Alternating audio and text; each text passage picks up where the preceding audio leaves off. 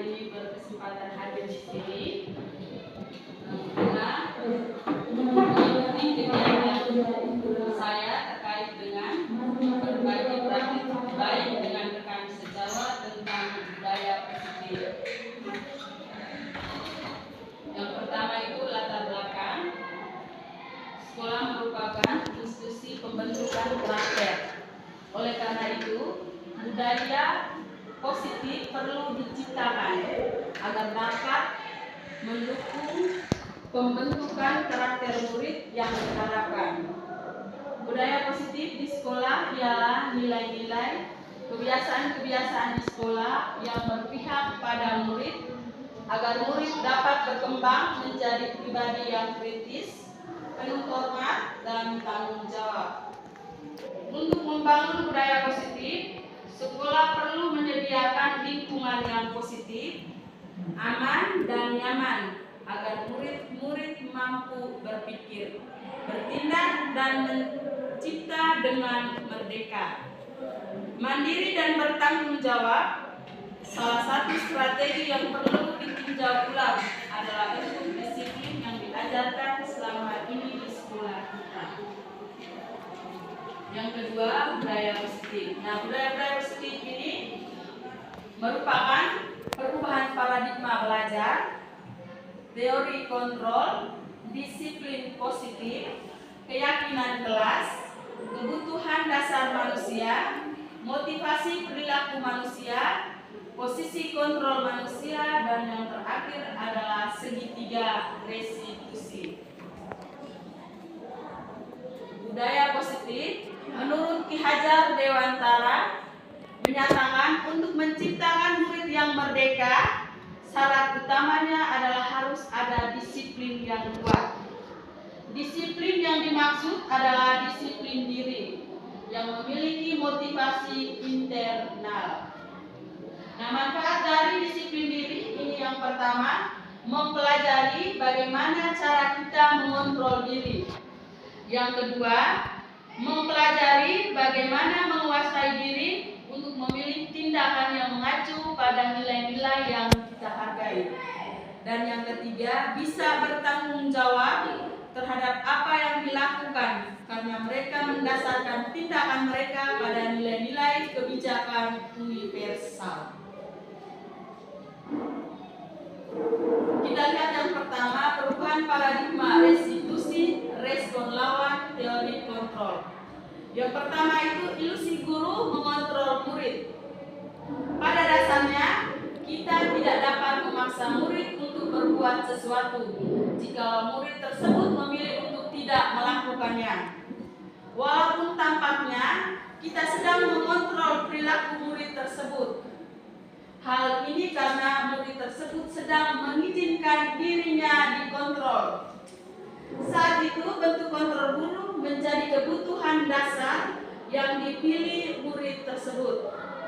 Teori kontrol menyatakan bahwa semua perilaku memiliki tujuan, bahkan terhadap perilaku yang tidak disukai. Yang kedua, ilusi bahwa semua penguatan positif, efektif, dan bermanfaat. Penguatan positif atau rujukan adalah salah satu bentuk kontrol. Segala usaha untuk mempengaruhi murid agar mengulangi suatu perilaku tersebut adalah suatu usaha untuk mengontrol murid tersebut. Dalam jangka waktu yang tertentu, kemungkinan murid tersebut akan menyadarinya dan mencoba untuk menolak rujukan kita. Atau bisa jadi, murid tersebut menjadi tergantung pada pendapat sang guru untuk berusaha. Ilusi bahwa kritik dan membuat orang merasa bersalah dapat menguatkan karakter. Menggunakan kritik dan rasa bersalah untuk mengontrol murid menuju pada identitas gagal. Mereka belajar untuk merasa buruk tentang diri mereka. Mereka mengembangkan dialog diri yang negatif. Kadangkala sulit bagi guru untuk mengidentifikasi bahwa mereka melakukan perilaku ini karena sering kali Guru cukup menggunakan suara halus untuk menyampaikan pesan yang negatif. Ilusi bahwa orang dewasa memiliki hak untuk memaksa. Banyak orang dewasa yang percaya bahwa memiliki tanggung jawab untuk membuat murid-murid berbuat hal-hal tertentu. Apapun yang dilakukan dapat diterima selama ada sebuah kemajuan berdasarkan sebuah pengukuran kinerja.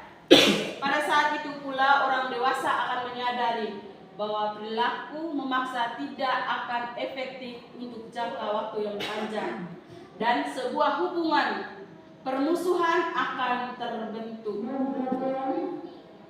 Nah, di sini kita lihat arti disiplin dan 3 motivasi perilaku manusia.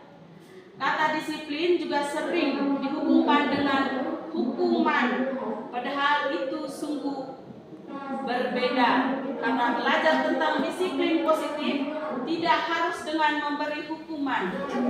Justru itu adalah salah satu alternatif terakhir dan kalau perlu tidak digunakan sama sekali. Disiplin diri berarti mereka bisa bertanggung jawab terhadap apa yang dilakukannya karena mendasarkan tindakan mereka pada nilai-nilai kebijakan universal. Nah, teman-teman, di sini ada 3 motivasi perilaku manusia. Yang pertama itu untuk menghindari ketidaknyamanan atau hukuman. Yang kedua, mendapatkan imbalan atau penghargaan dari orang lain. Dan yang ketiga, untuk menjadi orang yang mereka inginkan dan menghargai diri sendiri dengan nilai-nilai yang mereka percayai.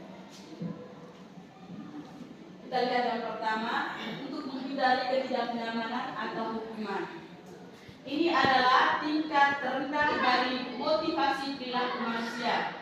Biasanya orang yang motivasi perilakunya untuk menghindari hukuman atau ketidaknyamanan akan bertanya, apa yang akan terjadi apabila saya tidak melakukannya? Sebenarnya mereka sedang menghindari permasalahan yang mungkin muncul dan berpengaruh pada mereka secara fisik, psikologis, maupun tidak terpenuhinya kebutuhan mereka. Bila mereka tidak melakukan tindakan tersebut. Yang kedua, untuk mendapatkan imbalan atau penghargaan dari orang lain. Satu tingkat di atas motivasi yang pertama, di sini orang berperilaku untuk mendapatkan imbalan atau penghargaan dari orang lain. Orang dengan motivasi ini akan bertanya, apa yang saya akan dapatkan apabila saya melakukannya?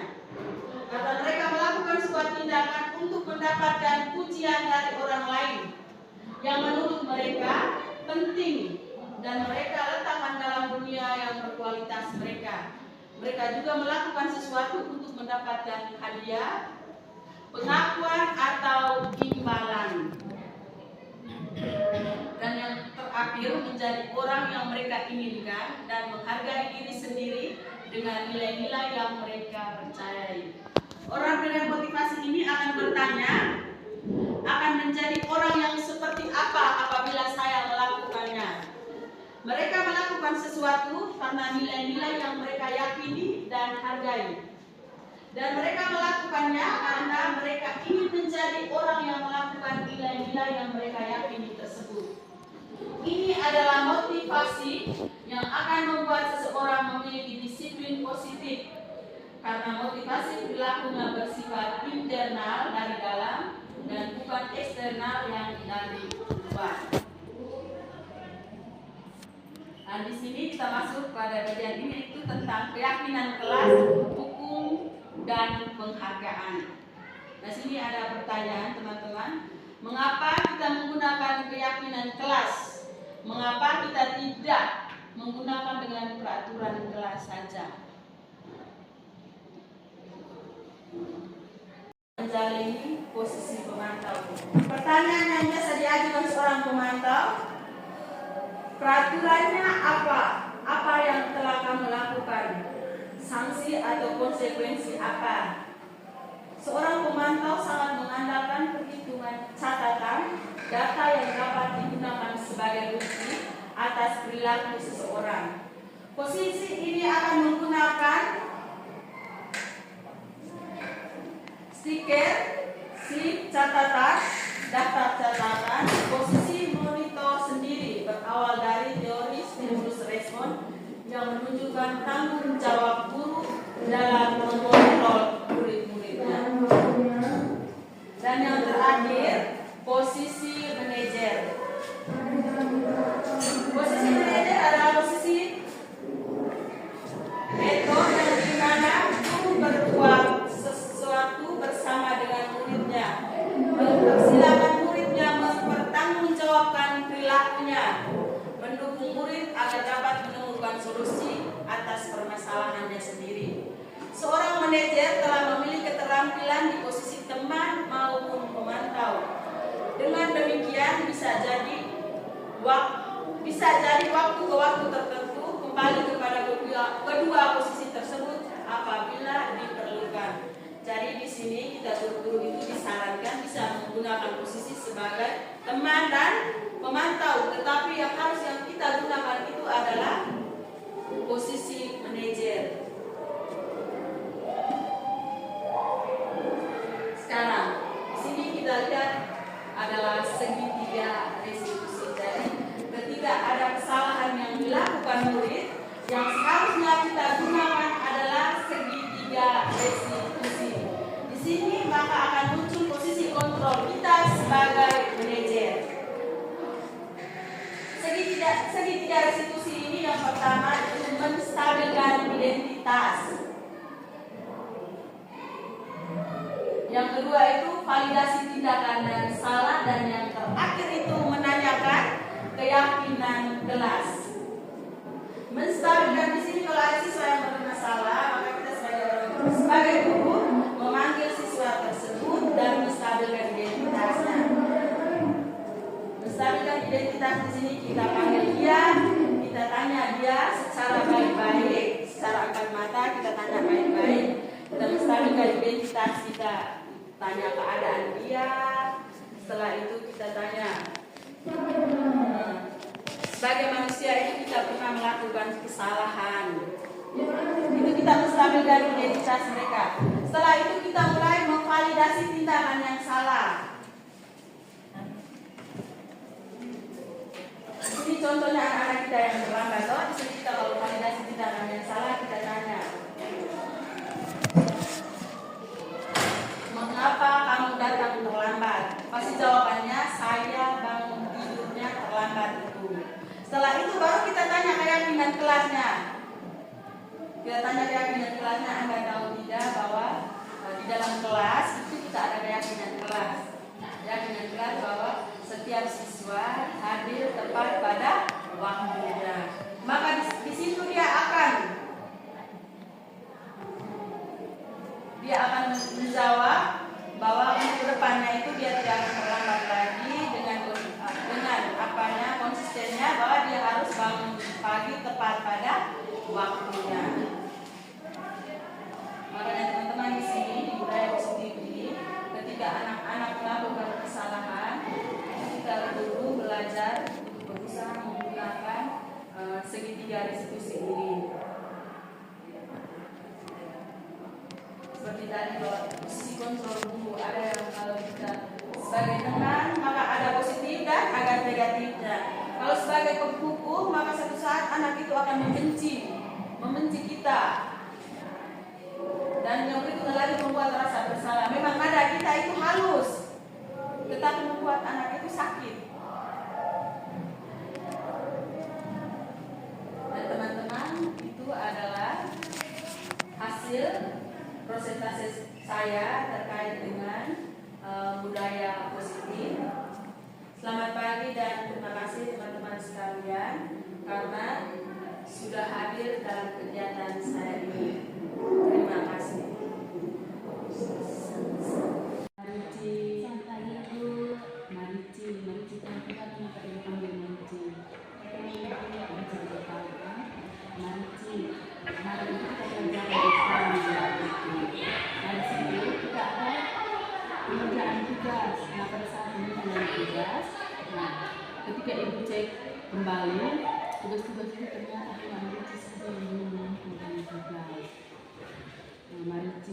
kita datang ke sekolah ini, jadi kita diberikan dengan tugas-tugas. Jadi tugas-tugas yang diberikan oleh Bapak Ibu guru itu harus dikumpulkan.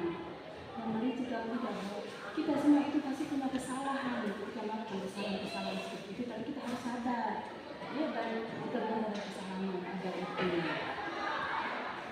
Kenapa kita tidak bisa menentukan tujuan dan mencapai tujuan? Sebenarnya saya minta ibu tidak kira-kira alasan juga sampai cukup menentukan tugas dan menentukan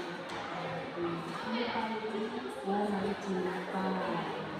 Benar jika tidak ada di sekolah itu kita ada keyakinan kelas. Di keyakinan kelas itu ada poinnya bahwa siswa menentukan tugas tepat pada waktunya. Jadi ini adalah yang pertama dalam nilai keyakinan kelas itu. Ada tanggung jawab. Mari kita tahu bahwa ada nilai tanggung jawabnya.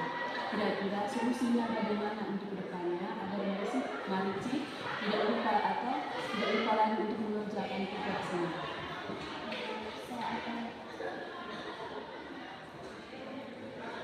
Mari untuk kedepannya nanti.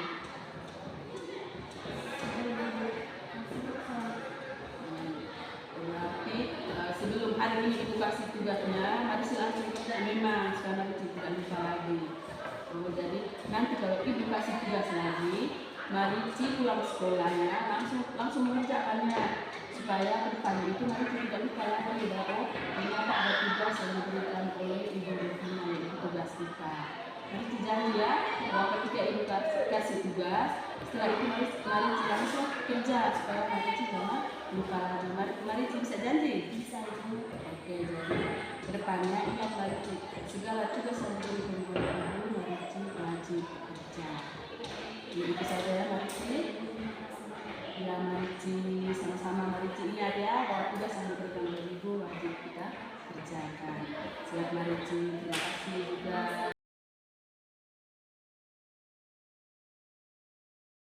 Selamat pagi semuanya, saya Marta Yulei selaku Wakil Kepala Sekolah di SMP Swadaya Togepa mau memberikan testimoni terkait dengan pemaparan materi dari Ibu Rufina dengan topik budaya positif. Menurut saya, materi yang dipaparkan oleh Ibu Rufina itu sangat bagus dan membawa pengaruh positif terhadap guru dan siswa. Saya berharap semoga budaya positif yang sudah diterapkan itu dapat dipertahankan seterusnya. Terima kasih. Perkenalkan, nama saya Christina Penny Teluma. Saya mengajar di SMP Swadaya Togepa. Menurut saya, berdasarkan hasil pemaparan Ibu Chandra terkait budaya positif, baik sekali tentunya di sekolah kami. Tetapi untuk saat ini anak-anak banyak masih melakukan budaya positif itu berdasarkan hal-hal yang dari luar dirinya atau berdasarkan faktor eksternal, sedangkan bukan dari dalam dirinya atau faktor intrinsik. Kemudian baik juga bagi kami para guru untuk mengetahui bagaimana kami memposisikan diri kami dalam menerapkan budaya positif, baik sebagai penghukum, sebagai manajer, maupun bagaimana cara kami menerapkan budaya, menanamkan perilaku budaya positif di sekolah kami sendiri terhadap anak-anak kami. Terima kasih.